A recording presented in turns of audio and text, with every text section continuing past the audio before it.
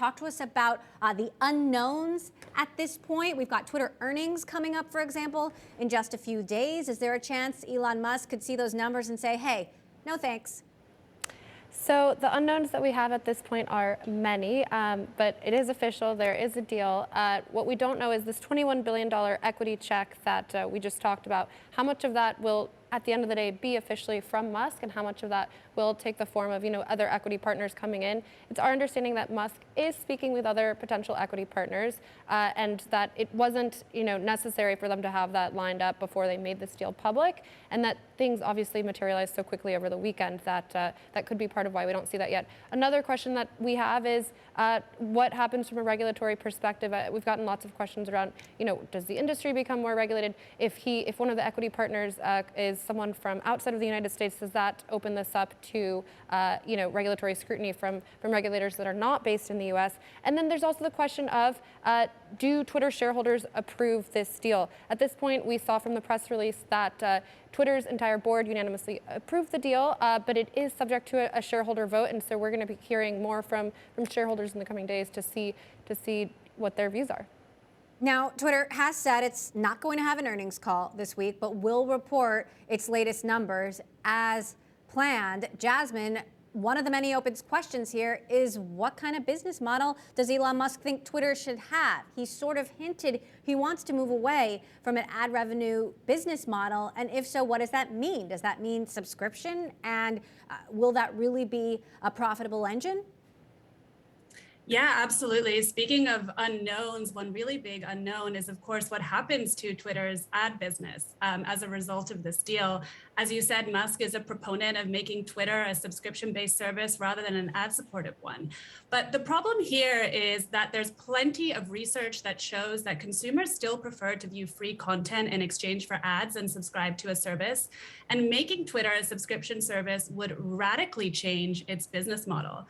It's worth noting that this isn't something that would happen overnight. There's some talk that Musk would need Twitter's ad revenues in order to keep it afloat as the transition continues. And it's also worth noting that this is happening at a time that Twitter has really seen a rebound in ad growth. We'll have to wait until Thursday to see if that continued in Q1. But at least for 2021, it reported 41% growth in its ad revenues. And at Insider Intelligence, in our latest forecast that was made before this announcement, we were expecting Twitter's ad revenues to grow by another 25% this year. What are you expecting how do you expect this deal to impact user growth? Well, Twitter has already been struggling in bringing in new users. And I think one part of this whole Musk saga that has been so interesting is that Twitter is a platform that really thrives on news and uncertainty and even controversy. So there's a chance that all of this playing out really could have helped Twitter's engagement. Of course, that's not something that we will see in the earnings call on Thursday, as that happened after Q1. But it's possible that Twitter is still struggling. It's actually likely that Twitter is still struggling. I'm not expecting to see massive user growth, considering the user growth that it reported last quarter in monetizable daily active users. Michelle, can you walk us through the next steps? This deal isn't done.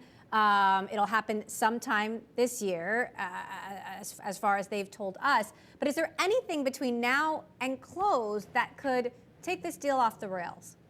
So a bunch of things could happen between now and, let's say, the end of the year. Next steps for, I guess, the Elon Musk Twitter deal that we have on the table right now is if Elon Musk wants to, he can take out the equity commitment that he has for $21 billion and replace it with commitments from other people, or actual equity from other people. The deal also needs to get regulatory approval. It needs to get approved by shareholders.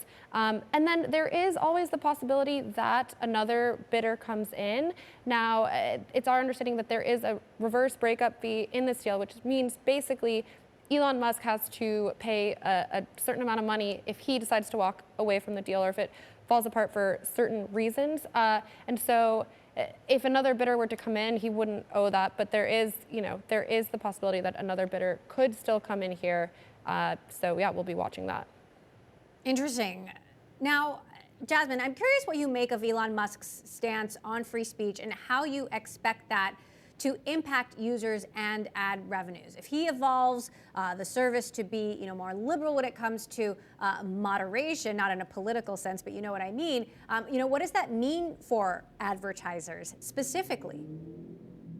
Yeah, absolutely. I mean, Musk has said that he wants to make Twitter into a free speech haven, which would likely reverse a lot of the guardrails that Twitter has instituted in order to protect the health of its platform, its users, and the brands that advertise there. Doing so might make a lot of risk-adverse advertisers really wary about advertising on Twitter. There's always the chance of misinformation and disinformation spreading when content is less moderated. If they are to keep this ad business, it is something that Musk will have to do to figure out how to balance this idea of less content moderation with creating a brand-safe environment for advertisers.